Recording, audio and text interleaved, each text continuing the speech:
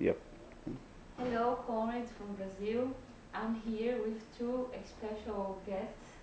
We are at Mahata Center, which is an important center, um, um, holds a lot of our historical books about racial and our liberation. And I will do an interview with our guests. We have here brother Sbusiso from Tanzania, South Africa, and also he's a member of Pan-Africanist Congress, and Brother Glenroy from IMT, which is a very powerful union here about the workers, the transport workers. So I will interview them, and I hope you enjoy it. So, what's your analysis? What analysis do you do for these last 22 years after the end of apartheid? Thank you for being here.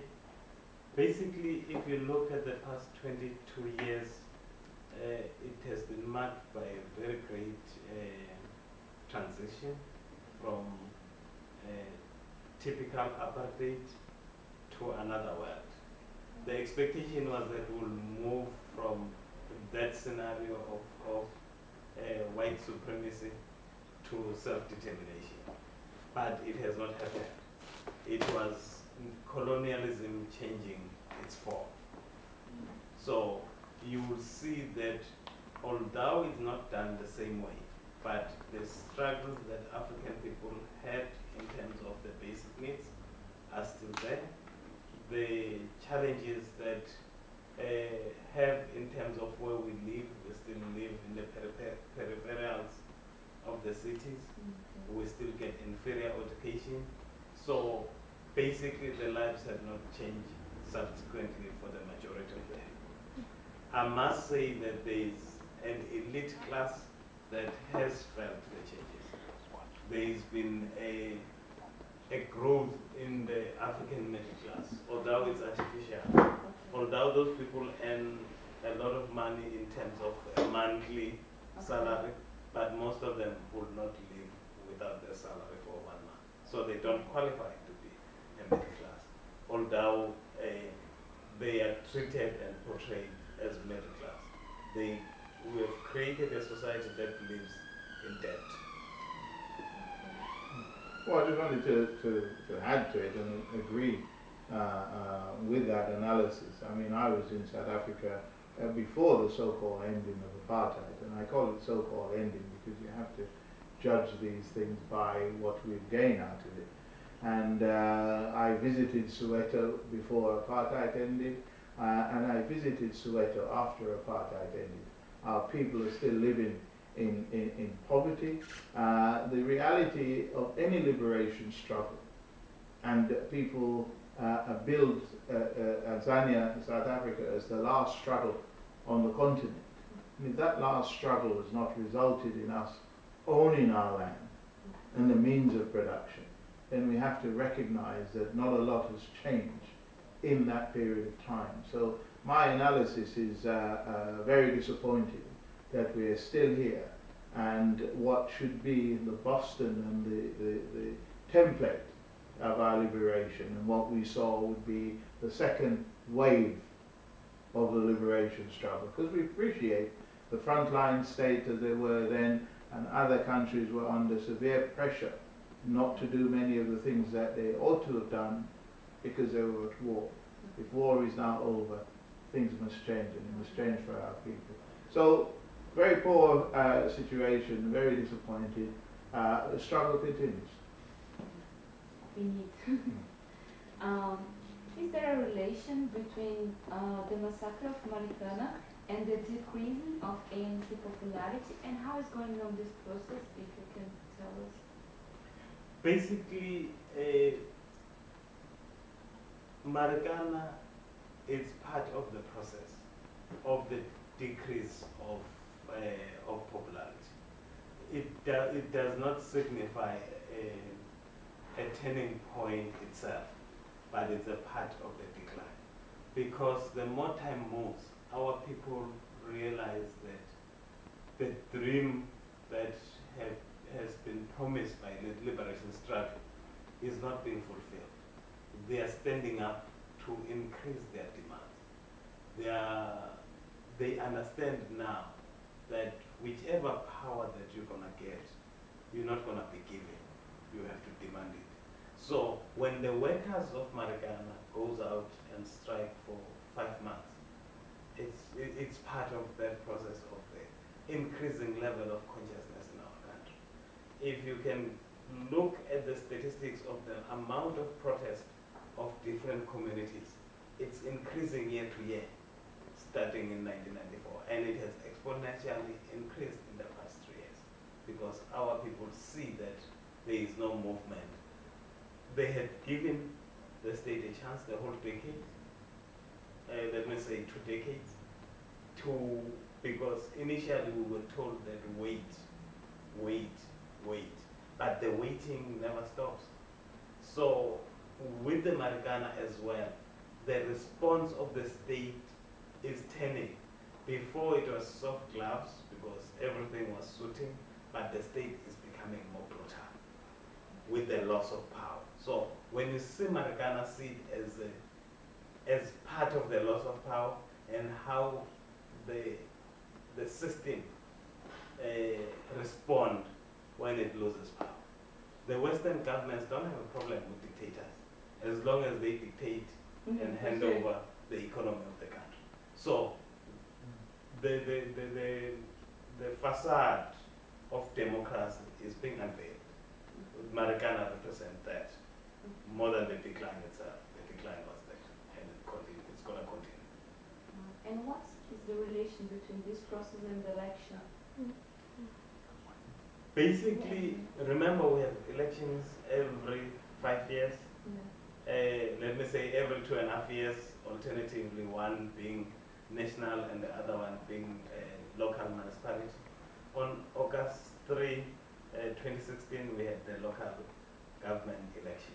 I think the rest of the world is seeing now that the ANC is losing popularity because it lost some critical cities that it was managing. But that to us shows 2 things that we've learned from there. One is that because of the narrative that is in the media, basically the big parties that are pro-big business are consolidating. They now represent 80% of the electorate, split between the 2 parties, the ANC and the Democratic Alliance, because both of them are more focused on the comfort of big business, on the comfort of the international investors. Their whole government program has been designed to bring more investment rather than to satisfy the agenda of the citizens. Okay, thank you. I will ask another question for Brother January, so he can tell us more about. It's similar the question. What's your analysis about the popularity of Labour Party here? Well, I think that we're going through a very strange time in this country. You know, the Tory parties were in turmoil. They were their leader to resign, despite I think there was a letter by a number of them asking him not to resign if he did lose, but he did anyway. And that turmoil you expected would have gone on, but it shows how criminal minds are very well coordinated, because despite all the heat around the so-called internal election, where people were making derogative remarks about people being childless and so on, it all suddenly turned to be pally-pally, and they've settled it. But there was a time when clearly they were in problems, and you would have thought that the job of the opposition was to utilize that time. And yet we had a situation with the Labour Party where simply they were turning on themselves and turning on the leader. And I think the reality is that you have within the Labour Party at the moment a very right-wing core that don't want a left-wing agenda and are willing to destroy the party internally to prevent a left-wing leadership. I think they've chosen the wrong person to try and think that they can orchestrate in this way, because I think Jeremy Corbyn has a popularity around the country and in the Labour movement. So They're fiddling the books. They're trying to make sure certain people can't vote. Can you imagine a party that is preventing 130,000 people from voting? That's extraordinary. They've passed a rule that remove those amount of people from the possibility of voting. So as much as possible they're trying to fiddle it. I think in the end they will lose, and I think once that has happened, I hope that Jeremy has the forthright nature to start removing those people who are doing what they're doing. Okay. I think the next one could be together. What do you think would be the impact of Corbyn in the Labour? Who is behind his campaign, and how is these discussions affecting the working class? I think that there are some of, within the trade union, I speak from a trade union point of view, there are some right-wing structures within the trade union, and some trade unions that have right-wing leaning and are supporting what I see as the right-wing candidate, the opposition to Corbyn. So there are some division within the Labour movement in that regard. Clearly, our position within the RMT is very much behind Jeremy Corbyn. Yeah?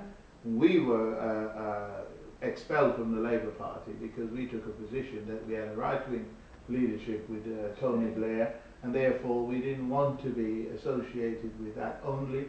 And our crime, as it says, is to say we will work with anyone and any political party who was willing to put forward our agenda.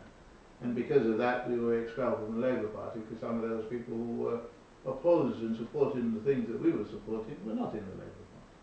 But the supporters of Jeremy Corbyn is largely rank and file members, new and young members that have joined the party specifically because Jeremy has got supported.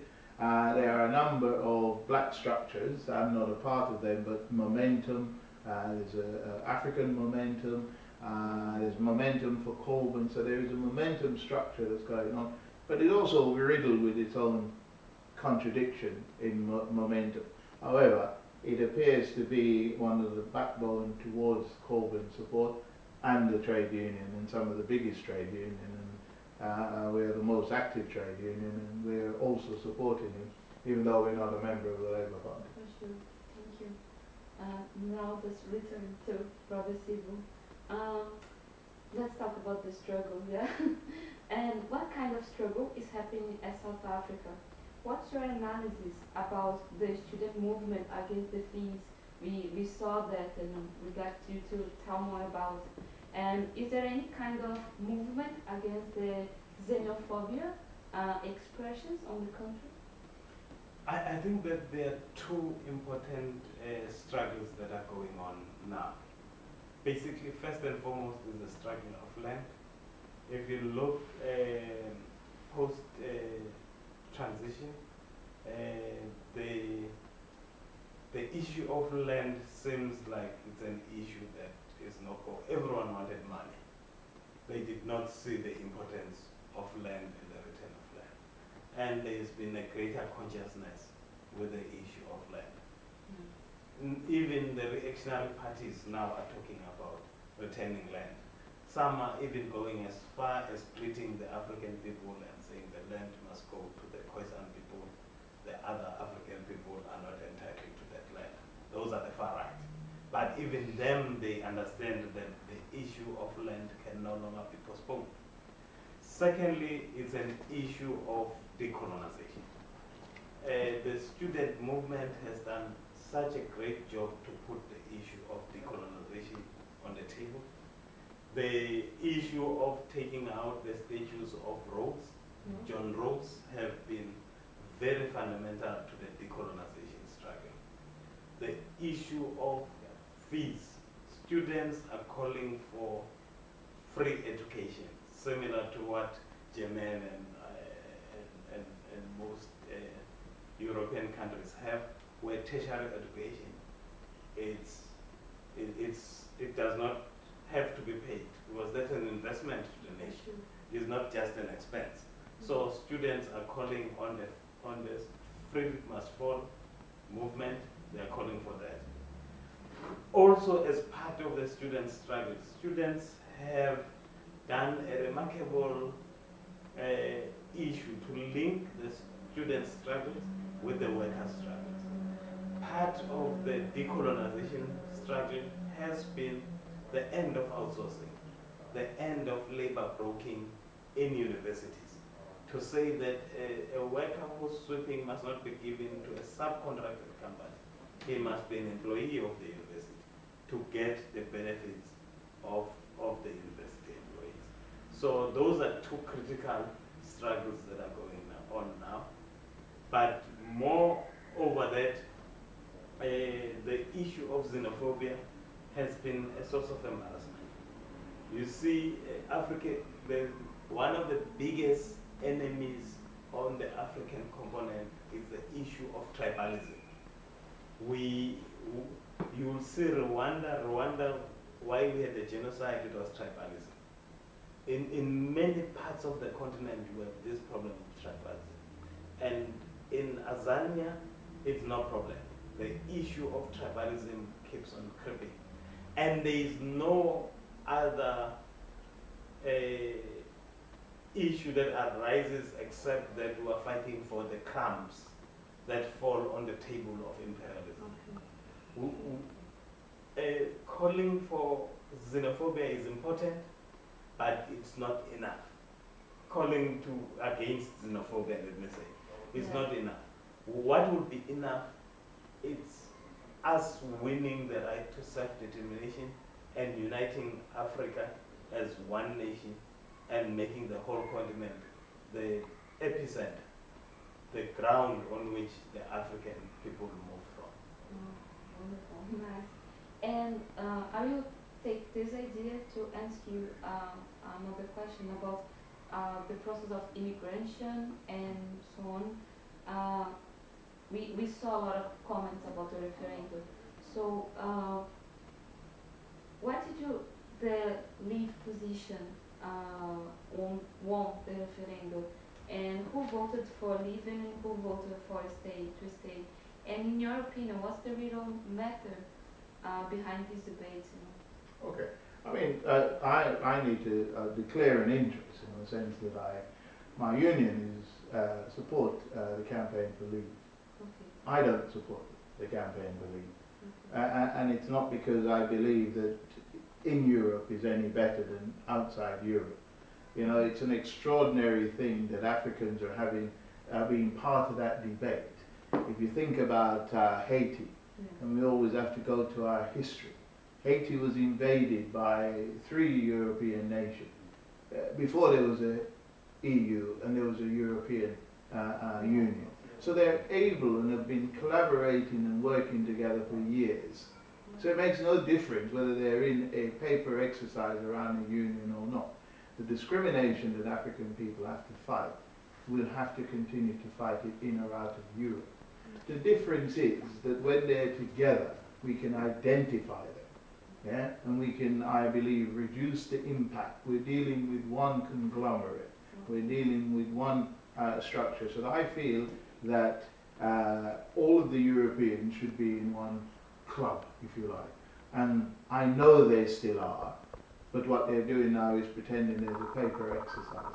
I think largely the people in the UK were tricked into that, and a simple analogy is that, you know, people were saying nonsense during the election that if you come out of Europe, however many £1 million are paid into Europe will be put to the NHS. And as soon as the result was known, they start saying, "Oh no, we didn't mean that, or we can't, it can't be done." So it was clearly a complete and naked lie. I think other issues that people have is that they seriously believe, and this was said to me by people, that they seriously believe British racism is not as bad as European racism, as if British people, British racists are not European racists. So there is this nonsense going on. I think the worst one for me was Africans saying that that they will go back into the Commonwealth. and that being in the Commonwealth somehow will give them a better opportunity to come to the UK over Eastern European.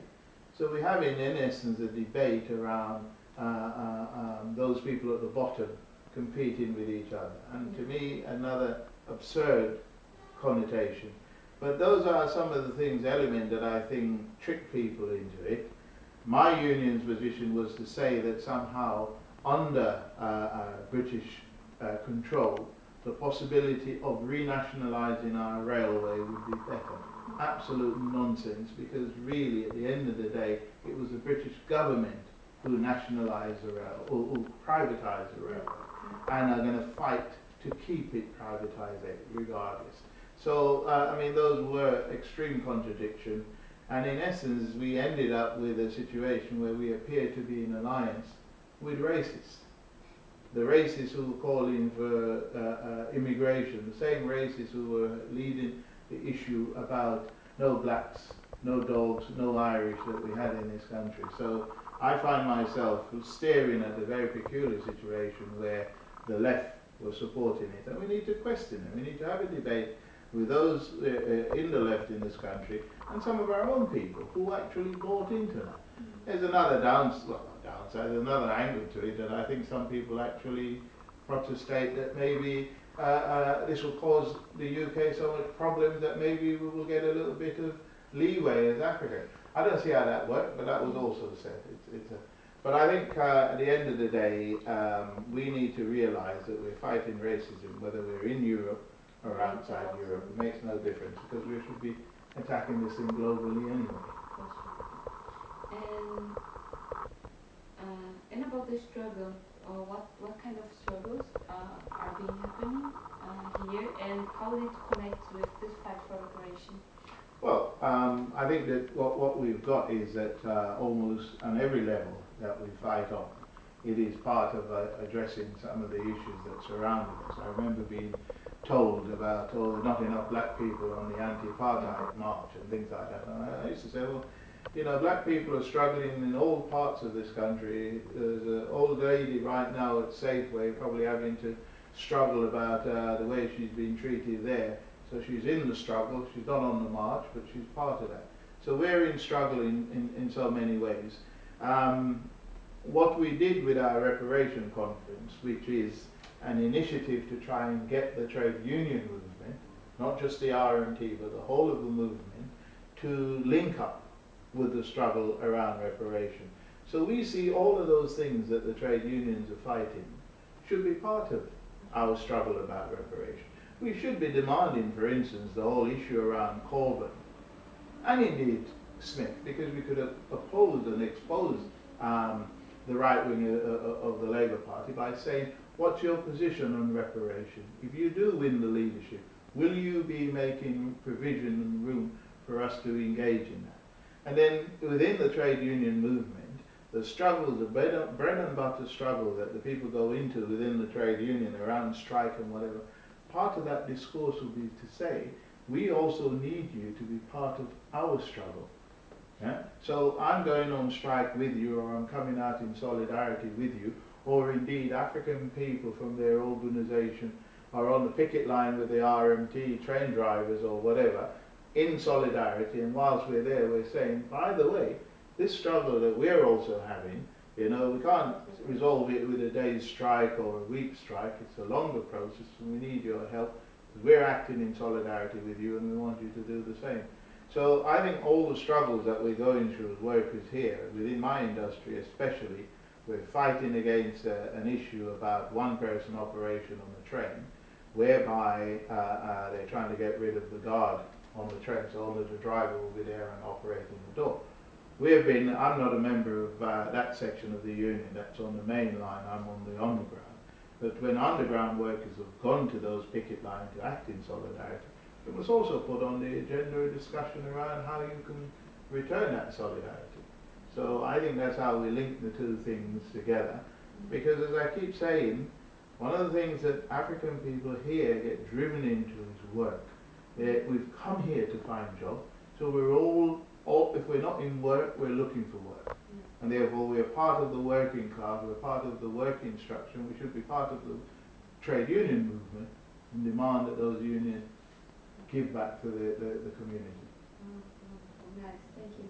And talking about this necessity to be united in our struggle, I would like to ask to Sbusiso, how is going on the discussions around united front and the debates involving a new class party after Numuza split Kosato? Can you tell us more about it? The United Front is a very important concept because the left and the African conscious people need to work together because the majority of the working class are African people, particularly in Azania.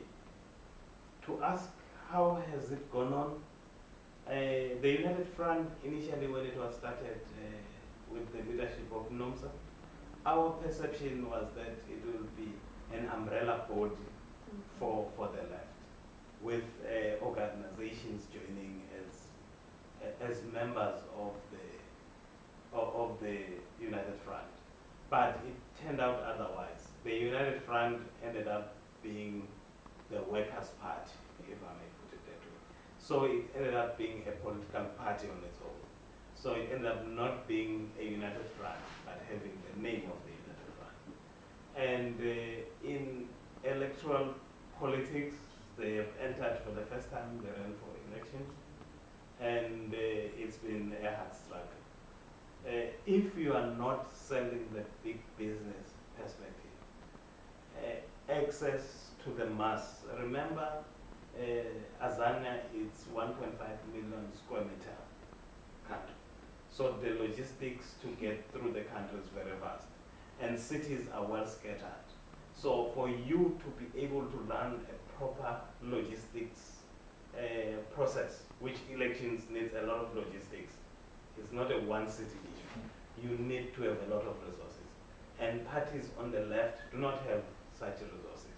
There is a lot of campaign, there is a lot of good work being done by various parties on the left, but it does not have a mainstream impact that it would be because the media is either owned by the corporation or it's owned by the government, and the government media just look at the ruling party. The corporate government looks at the party that promotes the business. So we have a challenge for us, being the PEC, being the United Front, of creating our own media and getting other ways of agitating our people. Because our people are ready and they share the vision that we have, but they sometimes think that we are not there because they don't see us consistently media-wise. They trust their televisions. They don't see us on TV. Yeah. Even if we're done the hall in their house, yeah, they don't count that as being present. Being present is being on television. And that's a challenge, and that's a challenge that the United Front is facing as well. Okay, thank you. And I'm concluding the questions. I have one. I think that both of you should tell more about it. We are seeing an important moment to Black and African movements all over the world. We are fighting racism and also violence, police violence. How do you analyze this moment and the challenges for the issue of reparation, not only in your countries, but internationally, connection? What is our challenges on this struggle? And the last one I ask after you answer this one. Basically, if I may take the cut first, is that police brutality represents the fact that our communities are becoming more conscious, are not so compliant, either than some police just being crazy, but the system itself is seeing that it's losing its grip on the minds of our people. And our people are seeing much more. That's why they need to be brutal. I think that goes not only for Azania, but generally everywhere. The response to protest is very brutal, especially whenever you touch power, they respond brutally, because imperialism by its nature, it's a very violent system. In terms of the reparations globally, the work that was started some time ago accumulated to the formation of the Global Africa Congress and the subsequent work that has been done. I think that under the circumstances, it's been good work, very slow work. It's very difficult to start something without momentum, to give it momentum. So people like Brother Glenroy has to be appreciated for the work that they've done to take us so far. But as activists, we need to gain more. We need to campaign more. We need to raise this issue to the front more.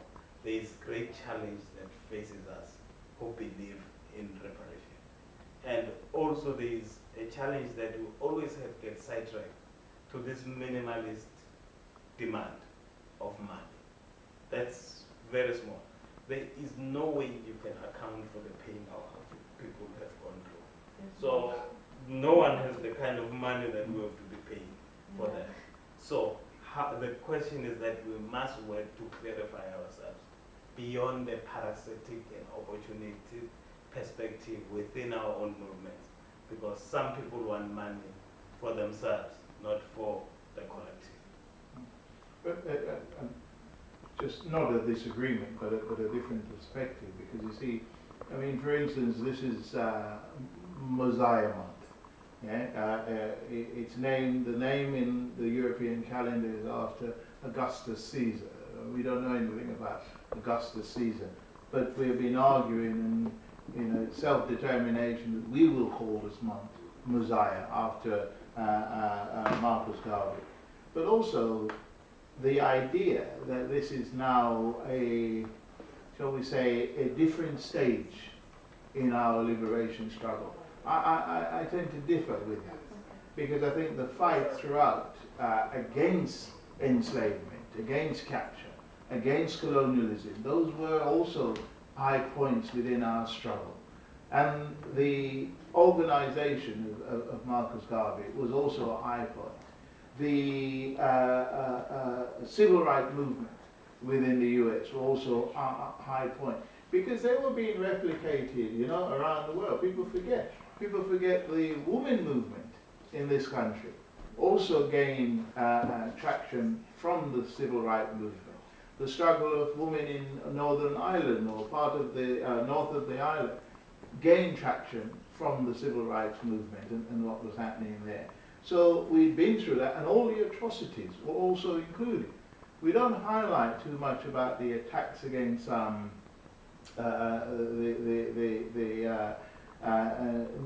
UNIA in the US. Police attacks on their marches, police attack, FBI set up for Marcus, and so on and so forth. So those attacks also took place. But also during the civil rights movement. People should remember, I mean, it's highlighted now because of the frequency and the amount of Africans being killed in the US, but they were killing them during civil rights time. You know, Ku Klux Klan would take people and string them up. Is it Ella Fitzgerald, the song about strange fruits? It took years for people to realize that she was singing about our people being hung on these trees and saying the bodies on there were the strange fruit. If you listen to the song, you will hear it say about blood on the leaves. So the atrocities that have now escalated to this level was always there, and therefore was always part of our struggle. So I think let's always identify the time. Let's always recognize that more people are mobilizing globally. But let's also learn from the lesson, because I think that what has happened in the past is that we've not been able to sustain it and make the gains actually work. But on the issue of reparation, my brother is absolutely correct. And we must recognize that those are distractors. Those are detractors when they come to us and say, well, how much? Because that is a deliberate, and it's not just from the Europeans. Many of our own people want to confuse us or want to say that, because another connotation is, oh, should Africans get reparation? What about the Africans who sold us, etc., etc.? Huh? The fact of the matter is reparation is about repairing the wrong that we're living with at the moment. It's not about this compensation of money. It's not a check in the post. Where will we put this check? In their banks. Yeah? Give it back to them. So when they were getting their so-called reparation for our enslavement, yes, they were all right because they controlled the bank, they controlled the finance. So it wasn't a problem for them. But for us, we must look at how reparation, repairing will take place. And I think it's more about infrastructure. But for me, the most crucial thing is to stop what is happening and ensure it never happen again. To ensure that when they are buying our product, that we are paid a fair price for it. They are stealing Africa at the moment. They are literally stealing our continent at the moment because of its rich resource. And they're not paying anybody for it, and they're not paying anybody enough for it.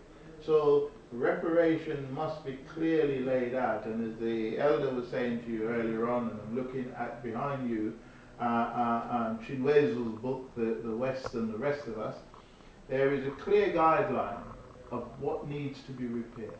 We all know it. And we all know the resource that's needed to repair it. And therefore a reparation should be clearly contextualized around the repair. These people cannot, as you say, compensate us for the pain and the misery. How do you compensate people being thrown overboard on ships? How do you compensate people being murdered in the effort to capture, or dying on sea because somebody couldn't think of how much resource they would need for the journey? So our people have been dying on board. How do you compensate for that? So this idea that our struggle should be by a sideline into reparation, we must fight against, even among our own people, because there are people who will distract us. Yeah, the last one, just for looking for solutions, and I'd like to talk about, for your perspective, about this question. What's the difference between the Pan-Africanism perspective and the others left positions movement?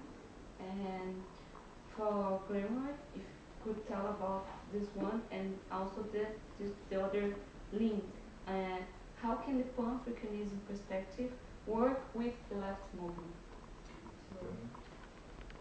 Thank you for the question. I think that when we look at the Pan-Africanist, because you'll meet quite a lot of us, there's quite a spectrum of people that are pro-African unity. You'll find that there is an emphasis on culture. The other team is emphasis on African people power. Sometimes even looking at going further, that African people exclusive of other people of the world. And then you have another emphasis which talks to a new social order of humanity. I think all these elements are important, and they put the Pan-Africanist cause forward, but normally you find that there is overemphasis in different organizations on each one of these. And for us, as the PC in particular, we've taken the view of a new social order, that Pan-Africanism should not stop in us gaining power. We don't want power to oppress any other person in the world. We want power to make sure that oppression and exploitation has gone forward.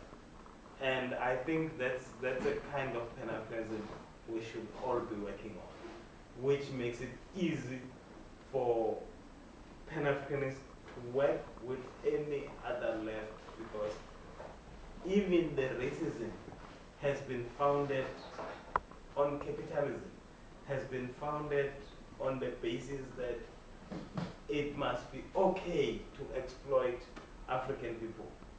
But also, it's because before it was okay to exploit either being European or exploiting European or African exploiting African. We just need to fight exploitation. And the left and Pan-Africanism should be about that. I don't think there's an easy definition for Pan-Africanism. Yeah? I consider myself to be a Pan-Africanist trade unionist, not something that many people will say they are. But you know, when we have Pan-Africanists who want to make sure our religious study are pro-Africans, want to ensure that our education is pro-African. When we think of Pan-Africanism, the unique term, we think of it from a political perspective, of driving and organizing our people to address the political dynamics around them and our political needs. But I think Pan-Africanism is wider than that, very, very much wider than that. Because if you have an interest in recognizing that our state as Africans will not change unless our state of Africa is changed, then you are a Pan-Africanist, or you're thinking along the line of a Pan-Africanist. So it's not always just about, you know, being in a Pan-Africanist organization or taking out membership. It's about your thinking and what you expect to gain from our struggle. And I consider people in the church, I consider people in education, banking, whatever it is, so long as they have a concept about improving the state of African people globally, are part of the Pan-African struggle. And you know, once we get our clarity about who we are, then we can work with anybody, you know? And if the left in this country is about liberation, it's about fighting for justice, how can they not be able to see beyond their own narrow little thing here? They must be able to see what they need to do in relation to Africa. They should be coming to us to pledge their allegiance, instead of us trying to wonder if they're going to come and help us with our liberation. So I think that there is a ground to engage, but we need really that those of us who call ourselves Pan-Africanists are clear in our own determination before we have that easy relationship with the left in any country. Yeah? However, you know, on a daily basis we are working with the left, we're working with the left organization. But I think the danger is, as you said before, unless you're clear about your agenda, unless you're clear about your Pan-Africanism, then you will get sucked into other people's agenda. So we must be able to go there with our own agenda, be able to hold strong to that, while engaged in some of the domestic things that we find here in the UK, or in South Africa, or in Brazil. But we should be Pan-Africans wherever we are, and be very clear about our commitment about that. So really thank you with your interview. It was really nice. I hope you like it. Can you just send some contact so people can make contact with you? Okay. I think that the best way to contact me is to find the email on our website, which is www.pac.org.za.